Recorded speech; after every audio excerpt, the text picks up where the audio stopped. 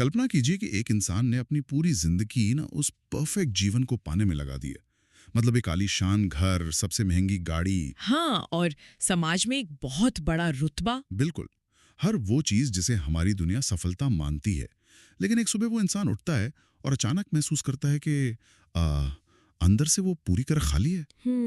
जैसे कोई बहुत ही बुनियादी चीज पीछे छूट गई हो। हाँ, एकदम सही कहा।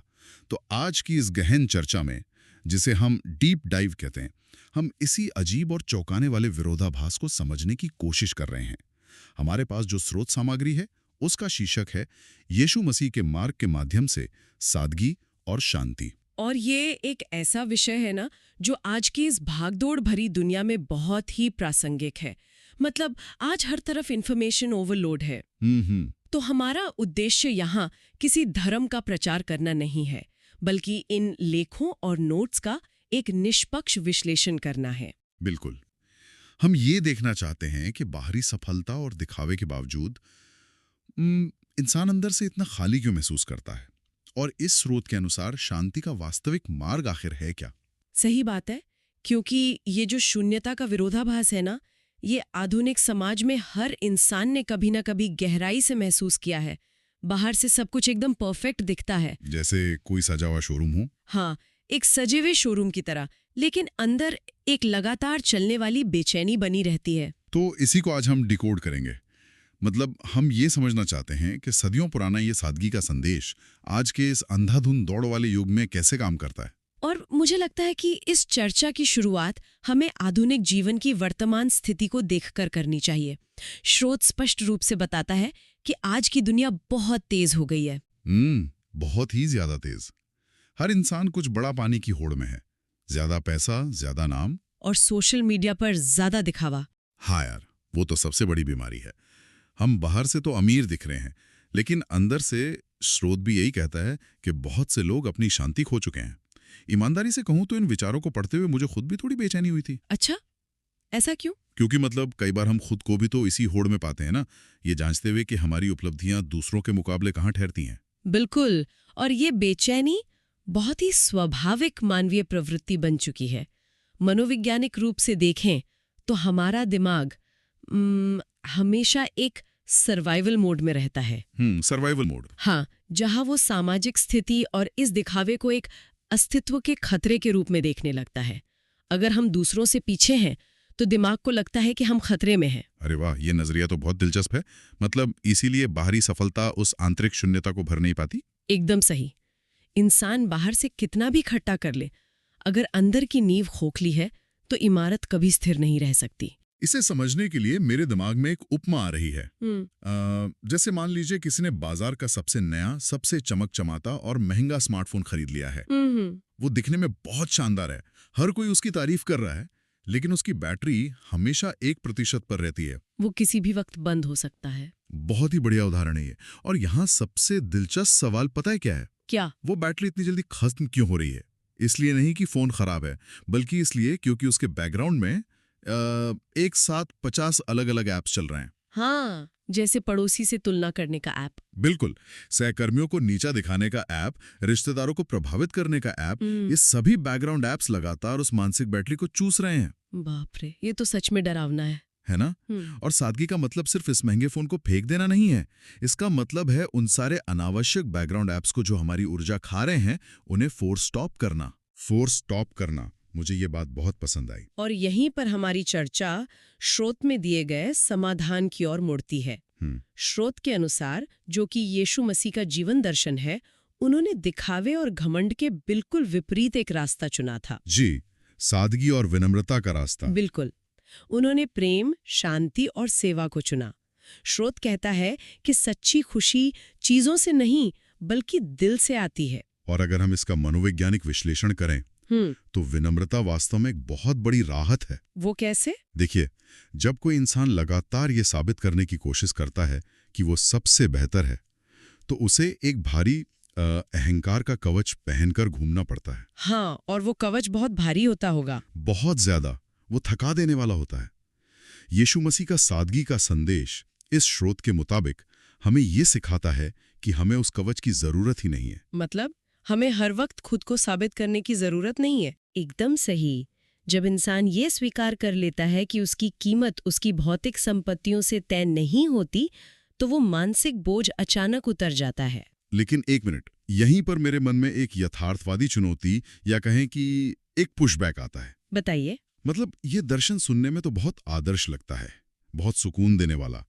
लेकिन असल दुनिया में जहां समाज का हर व्यक्ति सफलता की इस तेज दौड़ का हिस्सा है, तो क्या एक आम इंसान के लिए सच में दिखावे से दूर रहना और सादगी अपनाना व्यवहारिक रूप से संभव है?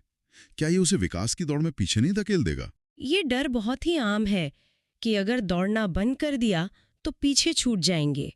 लेकिन ध्यान देने वाली बात यह है कि ये दर्शन प्रगति या मेहनत करने से मना नहीं कर रहा है। अच्छा, तो फिर किस चीज से मना कर रहा है? ये गलत दिशा में दौड़ने और लगातार दूसरों के ट्रैक की तरफ देखने से मना कर रहा है। ओ, दूसरों के ट्रैक की तरफ देखना। हाँ, स्रोत स्पष्ट करता है कि आज की चिंता का सबसे बड़ा कारण ये नहीं है कि हमारे पास कुछ नहीं है, बल्कि ये है कि इंसान लगातार अपने जीवन की तुलना दूसरों से कर रहा है। दूसरों की हाईलाइट रील से, जो वो सोशल मीडिया पर दिखाते हैं। बिल्कुल।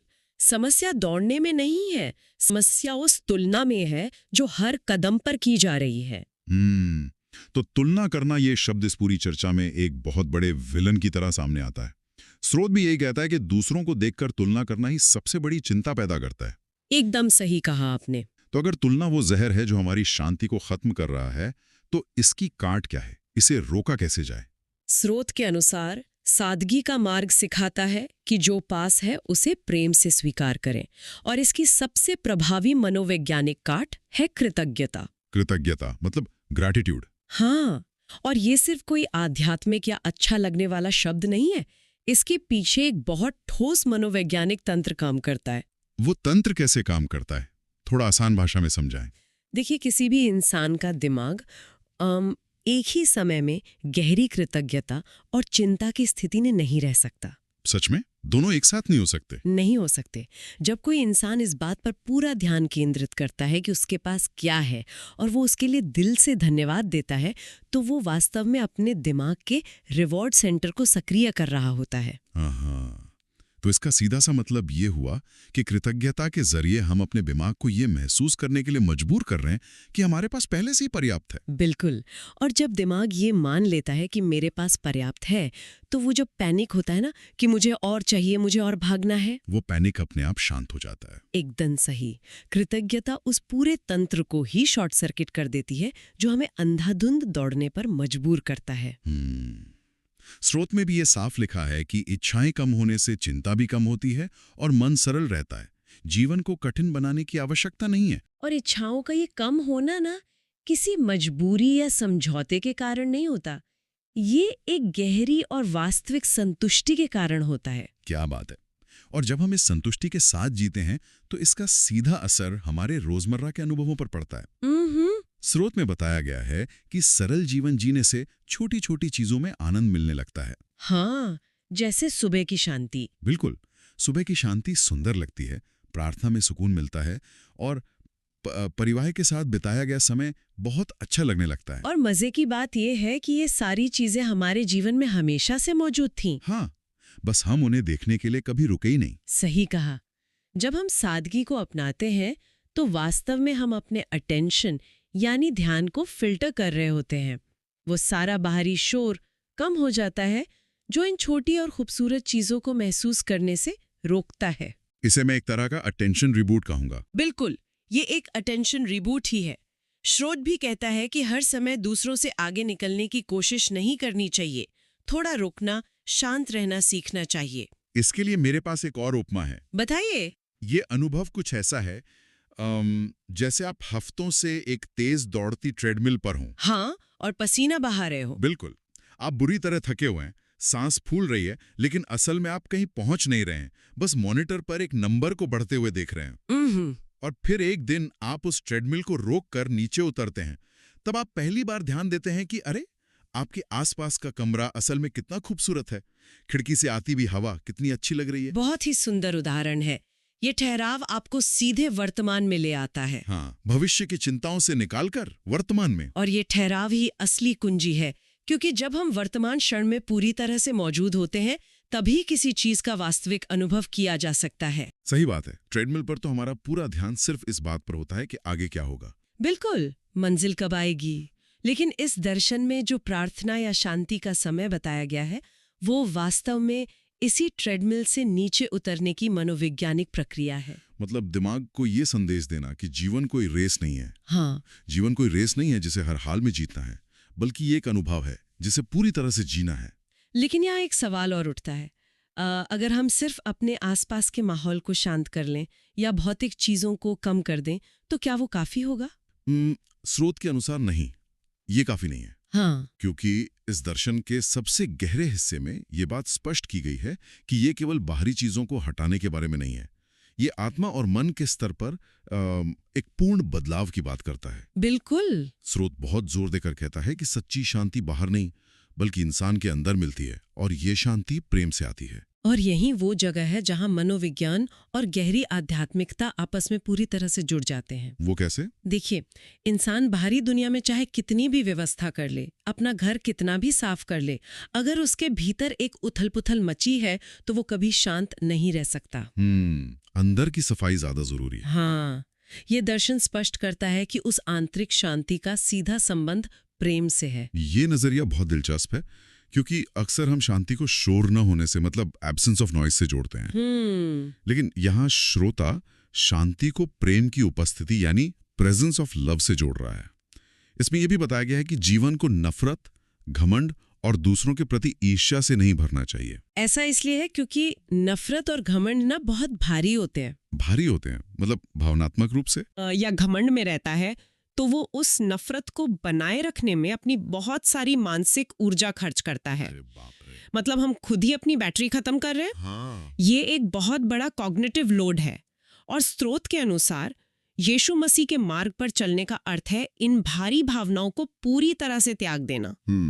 जब कोई इंसान प्रेम, दयालुता और विश्वास को चुनता है तो वो वास्तव में अपने मन को हल्का कर रहा होता है। वो उस कॉग्निटिव लोड को शून्य कर रहा होता है। मतलब एक तरह से वो एक दृढ़ संकल्प ले रहा है। बिल्कुल। स्रोत एक संकल्प भी देता है। उसमें लिखा है, मैं सरल जीवन जीऊंगा, अपने दिल को शांत रखूंगा और यीशु मसीह के मार्ग पर चलूंगा। और जहां शांति होती है वहां प्रकाश होता है। क्या बात है। ये सिर्फ भौतिक बोझ नहीं है जिसे हमें कम करना है, बल्कि वो सारा मानसिक और भावनात्मक कचरा है जो हमने बिना सोचे समझे बरसों से इकट्ठा कर लिया है। एकदम सही। सादगी सिर्फ सामान कम करने के बारे में नहीं है, बल्कि अपने अंदर के इस भावनात्मक बोझ को पूरी तरह से खाली कर देने की प्रक्रिया है। तो अगर हम आज की इस पूरी गहन चर्चा के धागों को एक साथ समेटें तो एक बहुत ही स्पष्ट तस्वीर उभर कर सामने आती है। बिल्कुल। हमने ये समझा कि आधुनिक दुनिया में बाहर से अमीर दिखना बहुत आसान है, लेकिन अंदर से खालीपन महसूस करना आज के दौर की सबसे बड़ी मनोवैज्ञानिक चुनौती बन चुकी है। और ये शून्यता इसलिए है क्योंकि हम लगातार दिखावे और तुलना के एक ऐसे जाल में फंसे हुए हैं जिसकी कोई मंजिल नहीं है। हाँ, और हमने ये भी देखा कि इस शून्यता का इलाज बाहर किसी नई चीज को हासिल करने में नहीं है, बल्कि अंदर से उस अंधी इच्छा को शांत करने में है। बिल्कुल। कृतज्ञता का अभ्यास उस तुलना के जहर को जड़ से काटता है, और सादगी, चाहे वो भौतिक हो या मानसिक, उन अनावश्यक बैकग्राउंड ऐप्स को हमेशा के लिए बंद कर देती है जो हमारी ऊर्जा चूस रहे हैं। स्रोत के अनुसार यीशु मसीह का यह विनम्रता और प्रेम का मार्ग इसलिए भी महत्वपूर्ण है क्योंकि यह हमें अहंकार के भारी और थकाऊ कवच को उतार फेंकने की आज़ादी देता है। सही कहा। ये जीवन की उस अंतहीन ट्रेडमिल से उतरकर वर्तमान क्षण की खूबसूरती को पूरी तरह से महसूस करने का एक बहुत ही सशक्त रास्ता है। बिल्कुल। तो आज की इस डीप डाइव को यहीं समाप्त करने से पहले एक बहुत ही गहरा और विचारोत्तेजक सवाल है जिस पर हम सभी को विचार करने के लिए थोड़ा समय निकालना चाहिए। हमने बात की कि असली शांति हमारे भीतर है, और इसे पाने के लिए जीवन की उस ट्रेडमिल से उतरना और उन बैकग्राउंड ऐप्स को बंद करना जरूरी है। ओह, माफ कीजिएगा, मेरा मतलब है कि उन बैकग्राउंड ऐप्स को रोकना बहुत जरूरी है। हाँ, फोर्स स्टॉप करना। बिल्कुल। तो हमारे आज के इस बेहद व्यस्त और भागदौड़ भरे जीवन में ऐसा कौन सा एक जरूरी काम, लक्ष्य या कोई खास दिखावा है जिसे हम अपनी सफलता का हिस्सा मान बैठे हैं? जो वास्तव में सिर्फ एक छिपा हुआ भारी बोझ है। हाँ, वो कौन सा मानसिक ऐप है जो बिना वजह हमारी ऊर्जा खत्म कर रहा है, और क्या हम उस बोझ को आज ही इसी पल पीछे छोड़ सकते हैं? बहुत ही गहरा सवाल है ये। बिल्कुल। इसी विचार के साथ आज की इस गहन चर्चा में हमारे साथ जुड़ने के लिए आप सभी का बहुत बहुत धन्यवाद। मिलते हैं अगली बार।